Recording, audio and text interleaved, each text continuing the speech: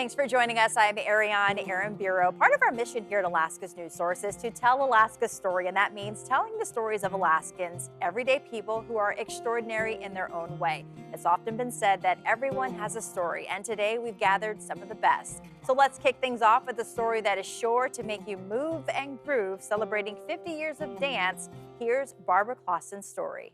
All right, girls, we're gonna do our Mamma Mia dance now. Here we go. And 5, 6, 7, and 8.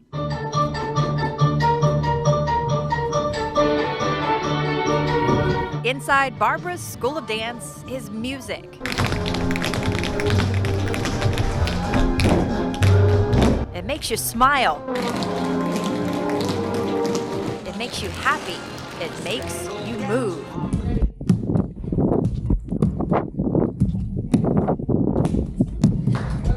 So who is Barbara? Well, she's the woman who opened this dance studio in 1973. And I don't remember when I didn't want to be a dance teacher. If you're still trying to do the math, let us help. That's 50 years ago and still going strong. I really didn't want to have another studio of my own because it's so much work. But I did again, and I'm so glad I did. Past and present, Barbara considers her students like family. I just think about how blessed I've been. I have students all over the United States. The other day, one of my students came back and she said, I'm a dentist in the town now. I mean, it's just so cool. Generation after generation. Literally, the dance gene runs in the family. As a woman has created something that has become a business that has stood the test of time. Barbara's name may be on the building, but her daughter Tori is just as much a part of its success. I grew up here. The older kids were, my babysitters and things like that. And growing up in a dance studio paid off. I was a Radio City Rockette. I performed with them for 7 years. An experience she's now passed on to her daughters. I'm fortunate that they have loved dance as well. Yes, Barbara's daughters, Caitlin and Carly, both grew up in this studio. People are always like, oh my gosh, your grandma's Barbara, like the Barbara. I'm like, that's the one, that's her, yes. It's awesome. Yeah. It's Whenever so we cool. tell people, they're like, it's a dance dynasty. Yeah. So does any member of this dance dynasty plan to retire? Not yet. That's my only answer, not yet. So here's to another 50 years. 50 years, I know. I'm like, wowzers. And to the next generation of dancers. If you're visiting Alaska for the first time, Hi, you guys. Welcome. chances are you stop here. I'll help you with some brochures. And The Visitor Information Center in downtown Anchorage is packed with brochures, up to Ship Creek. maps, and people like Mary P. Are you going on the train or We are going by RV. RV? Oh, we rent nice. the You're going to RV, so- camp. Yeah, we Excellent. Who knows a thing or two about Alaska tourism? It started in October of 1969 in Juneau, Alaska. I arrived there, and 2 weeks later, I was at the Alaska State Division of Tourism. She started out as a secretary and from there became the travel promotion specialist. But back then, promoting Alaska wasn't easy. There really was no tourism to speak of back in those days of Alaska, and so we were, just struggling somewhat. She moved to Fairbanks to help start up the Convention and Visitors Bureau, and then Anchorage, where she was the first VP of Sales and Marketing for the one here. Over time, she and her team helped it grow, and given a few more positions, Alaska's tourism industry was on its way. I mean, because I can remember there was nothing in Denali Park during those early years. There was no such thing really as a remote fishing lodge or resort or any of that. Fast forward to 2023, Mary's turned her talent to volunteering at the Visitor Center, That includes the Alaska Botanical Garden. Right. something she's been doing for the last 3 summers. I think I had decided, okay, you're done. You've done everything you can do. But it's in my blood. So I love it. Her favorite part is the people, learning where they're from, what they like to do, and then suggesting ways to see and experience all that Alaska has to offer. Over the years that I've traveled a lot out of here representing the state, And, you know, every time I come back, it's just, there's no place as beautiful as this. Okay. And when asked if she'll be here next summer and the one after that, There's just this energy about it, you know, because you love it and you know about it and you want to share it and all of that. So, I don't know. We'll see. Good health providing. I'll do my best anyway. Mary's personality is just simply infectious. We had a fun time interviewing her. Coming up, he was one of Alaska's first Black pioneers to settle in the territory. We'll learn who Grady Ward was through his son. Grady Ward arrived in Alaska more than 70 years ago and was one of the first African-American pioneers to settle in the then territory of Alaska. His story is shared through his son, Ray Ward. That man, my dad, I knew that that man would never leave Alaska alive because this was his baby. He helped build it. Ray Ward speaks highly of his late father, Grady Ward, a man who came to Alaska in 1949 with only a sixth grade education, but got a job working as a welder for the Alaska Railroad. If you had a job, you could rent a room and a house, but they would not rent to my dad because he was black. My father, Grady Ward, slept in a tent, cooked his food over an open campfire in the Ship Creek rail yard for more than 2.5 years. Still, after the project was complete, his father fell in love with the community we know as Fairview today and decided to stay. But at that time, it was so unsafe, no one wanted to live there. But my father, he patrolled every street, nook, and cranny in the Fairview area. His efforts to try and keep the community safe caught the attention of then Mayor George Sullivan, who sent a police officer to patrol with Grady. Just so happened they were attacked that night. From that time on, they gave Dad a police radio and gave him backup. Grady went on to form the Fairview Community Patrol, which still is today. He was not shy about making his opinion known. Alan Kemplin used to patrol right alongside Grady, saying he took great pride in making the community better. Grady's a good example of what an American was. Wasn't all about me, me, me, me, me. And yeah, he's a good man. I have a lot of respect for Grady Ward. But community wasn't Grady's only passion. He worked in construction for 52 years, playing an integral part in developing and building structures across Anchorage. The Ted Stevens Anchorage International Airport, the Fifth Avenue Mall, Providence and Alaska Regional Hospitals, JCPenney, the Captain Cook Hotel, and more. All visible evidence of his father's contribution to the development of the state of Alaska. My dad, like I said, had only a sixth grade formal education, but he had a PhD from the University of Life. When I sit in here, I'm enlivened with the color. Shirley Mae Springer Staten's personality is as colorful as the home she lives in. My life has led me to what I'm doing now. Raised in a segregated community in Moultrie, Georgia, Whites on one side, blacks on the other. Ms. Shirley knows firsthand what it feels like to be divided. Therefore, making the work she does now through her nonprofit, Keys to Life, all about bringing people together. How do we find that commonality in terms of who we are to live in a community where we're respecting, valuing, and see each other?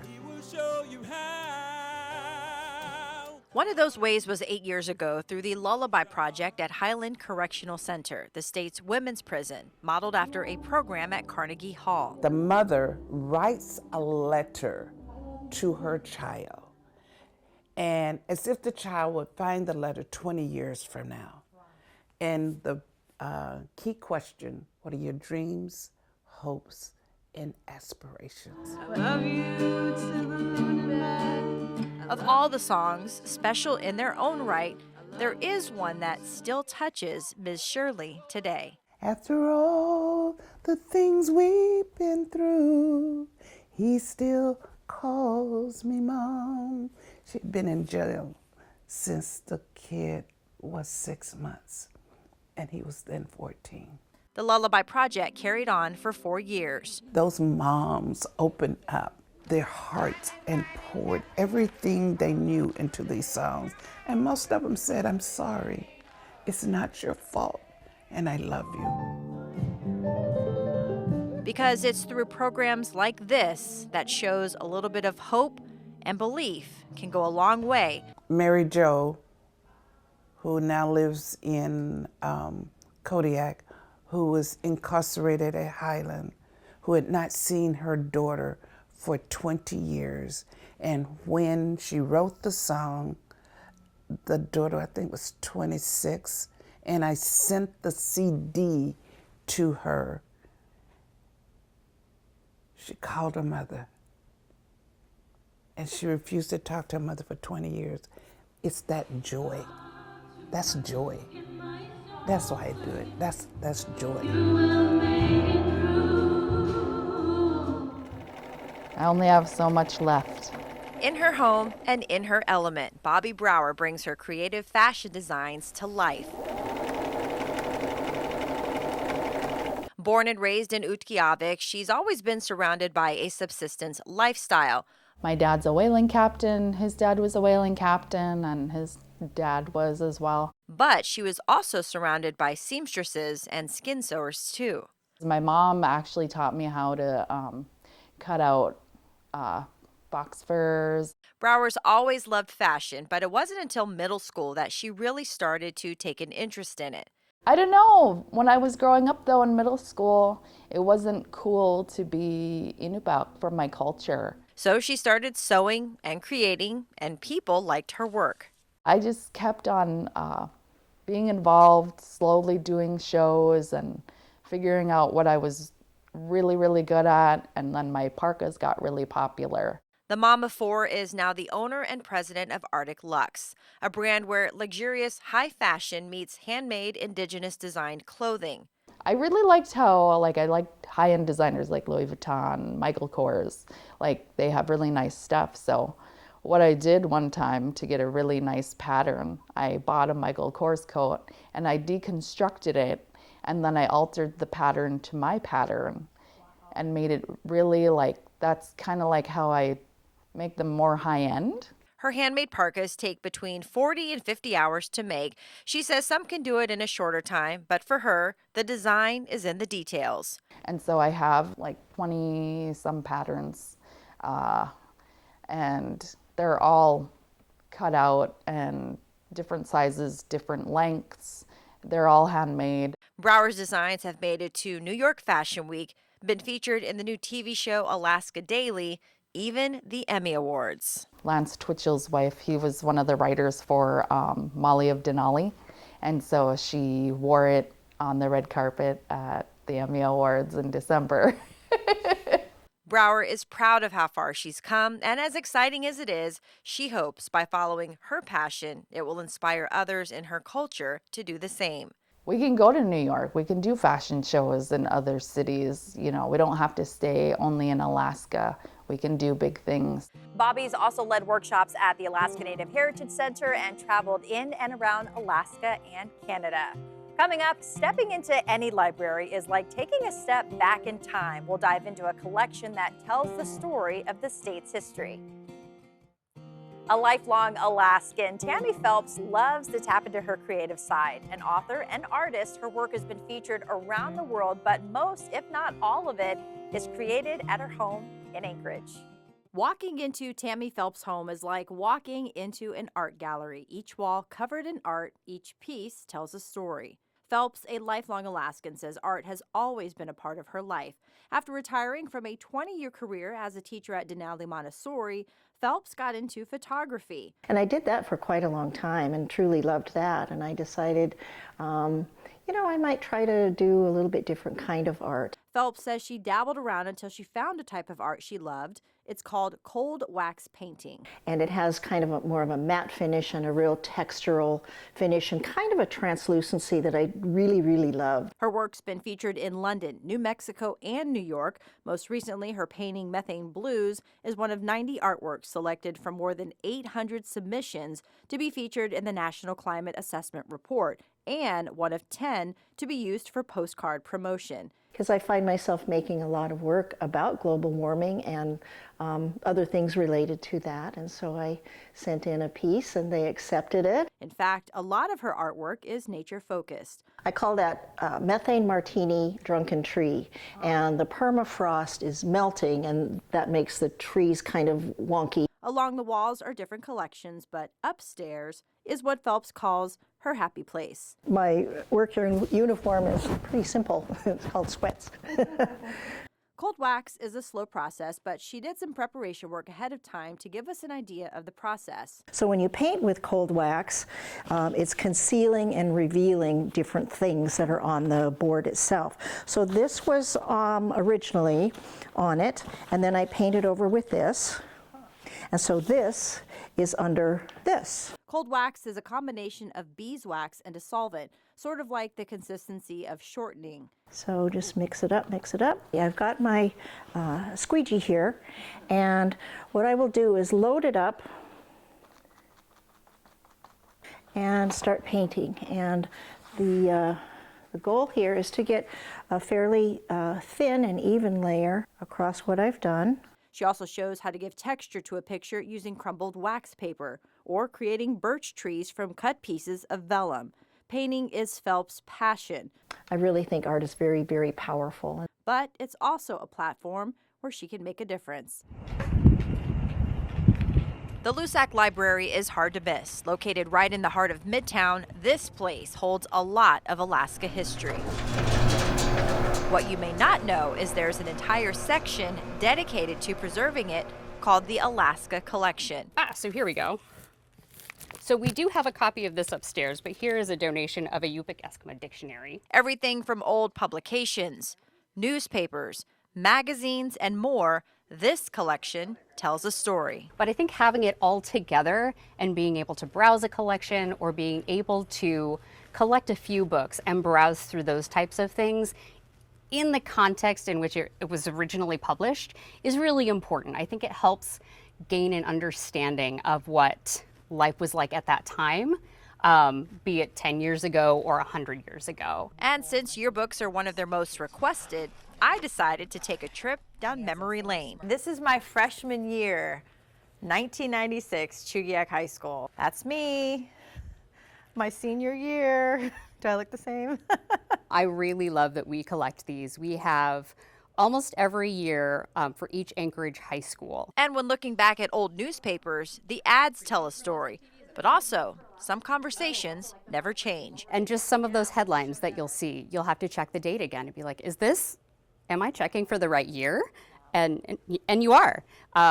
So property rights, substance abuse, those issues have been issues in Alaska for decades. Everything that's down here is in the library's catalog, and upstairs, the collection continues. Yes, so this is the section up on the 3rd floor at Lusac Library that people are welcome to browse to their heart's content. There's even city directories going back to the 1930s. So, for example, I lived on this street in 1962. Who is the next door neighbor again? Like, I want to look them up. I want to find out who they were. So it's helpful for genealogy, for neighborhood history, when you're trying to tell those kinds of stories. A collection that continues to paint a picture of Alaska's past, present, and future.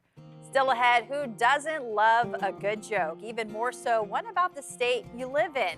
We learn about the man behind Tundra, the comic strip that's been making people laugh for 30 years. Welcome back, everyone. Since he started putting pen to paper, cartoonist Chad Carpenter has always loved to draw, and with nearly 10,000 comic strips under his belt, he doesn't plan on stopping anytime soon. Who doesn't love a good laugh? I know I do. Holy cow, a Sasquatch. No one is going to believe this. And it's the Loch Ness Monster. That's funny. I love it. And that is the exact reaction cartoonist Chad Carpenter wants people to have when they read his comics. I will not stop you from buying books. Carpenter's always enjoyed drawing, and his talent is self-taught.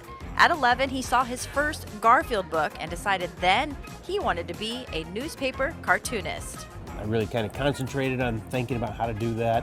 Grew up here in Alaska, so I didn't have other cartoonists really to help me. So after graduating high school, he moved to Sarasota, Florida, where he met some very well-known cartoonists who helped him get going. He moved back to Alaska in 1991, and that's where Tundra was born. Cartoonists are kind of seem to be like magicians, where there's no real school you can go to do it. Really, you just gotta know somebody and be kind of an apprentice is the best way to do it. I wanted to come up with a one-word title that would kind of encompass what Alaska, when you hear Tundra, you think of Alaska, and it would kind of keep it simple. This year marked Carpenter's 30th anniversary with Tundra. His new book is filled with some of his favorite comic strips from over the years, and also includes a full circle moment. The foreword is written by Garfield creator Jim Davis. Because of him, that got me started. So that really kind of is a nice little touch there that makes me feel warm and fuzzy. Carpenter draws characters that people can identify with, mainly Alaskan animals and scenarios with a funny twist. Uninterrupted, I can draw one in 10 minutes. But getting the idea could take anywhere from a full day, or it could be as fast as 5 minutes. You might also notice more of one animal in his comics than all the others. Bears are my favorite to draw, and the bears have the best. They just have such great character. And out of all his 10,000 comic strips, he does have a favorite. My Play Dead cartoon, which is a bear, involves a bear and a couple of hikers. I think that's my all-time favorite one. It's just 2 words. The whole picture says it all, and I like the way it came out. Tundra is in more than 500 papers. He's released about 30 books. There's calendars, games, stainless steel thermal mugs, canvas bags, and more. I'm still surprised how many people come up and go, "You live in Alaska?" They just assume I'm drawing it out of California or something. It's like, yeah, this is home. The place where he'll continue creating cartoons and making people laugh. Alaska is known for many things, and when it comes to the scenery, what better way to capture it than through a camera lens? Vincent Lina does just that with his stunning images of the Northern Lights. Vincent Lina loves photography. So this is sort of my primary video camera. It's a Sony a7S III. He also loves the outdoors. Just always been fascinated with nature, the natural world, the night sky, things like that. He grew up in a family that loved to camp, take road trips, and capture photos. At age 16, he picked up his first camera and has been hooked ever since.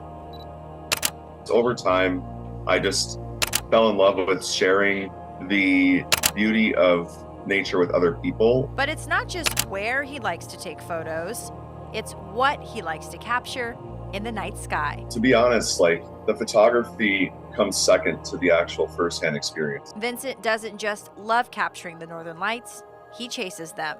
Look at it go! The one that really stands out for me was March 5th, 2022. And that was actually the night that we launched the sounding rocket. So I was up in Fort Yukon, and the sky was just going nuts. It was exploding. There was, huge just curtains of aurora everywhere. I saw every single color you could think of in the aurora. It was dancing around the entire sky. And that night just is ingrained into my memory forever. Wow, look at over here. Vincent's goal is to not just capture beautiful images like this, he wants to inspire others as well. On my Instagram, I like to also educate people on what the aurora is scientifically, how it's created, and also when the best times and where the best places are to see the auroras. So what is the secret sauce to capturing a good photo? The secret sauce is that you just want to have a really bright aurora. And for someone who's taken more images and video of the aurora than he can count. And it just leaves you completely transfixed, completely in awe, jaw on the floor. One thing's for certain. You're so glued to it, you can't look away.